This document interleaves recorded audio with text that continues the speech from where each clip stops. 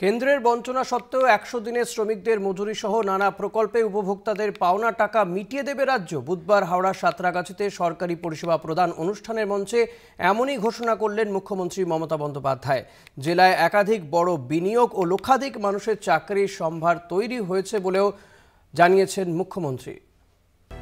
কেন্দ্রীয় প্রকল্পের বকেয়ার দাবিতে কলকাতায় ধর্ণা চালাচ্ছে তৃণমূল। ১০০ দিনের প্রকল্পের ২১ লক্ষ শ্রমিকের মজুরি আগামী ২১শে ফেব্রুয়ারি মিটিয়ে দেবে রাজ্য সরকার।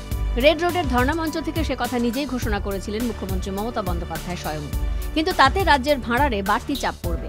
বুধবার হাওড়ায় সরকারি অনুষ্ঠান মঞ্চে কিভাবে সেই চাপ সামাল দেবেন তাও তিনি ভেবে রেখেছেন বলে জানিয়েছেন। মমতার দাবি, বাংলা ১০০ দিনের কাজের প্রকল্পে ১ নম্বরে ছিল। কেন্দ্র প্রকল্পে টাকা দেওয়া বন্ধ করে দিয়েছে, কিন্তু বাংলা মাথা নত করে না। প্রাপ্য না পেলে মা বোনেরা যেভাবে সংসার চালায় সেভাবেই তাঁকেও রাজ্য চালাতে হবে বলে বলেন তিনি। আমাদের ধর্ণা আজও চলছে এবং আগামী ১৩ তারিখ পর্যন্ত চলবে এবং আমি চালিয়ে যাব।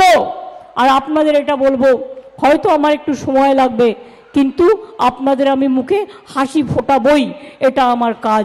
প্রসঙ্গত, ১০০ দিনের বকেয়া মেটাতে সারা রাজ্যের প্রায় ২১ লক্ষ মানুষের মজুরি বাবদ ৭,৫০০ কোটি টাকার বাড়তি চাপ নিতে হবে রাজ্যকে।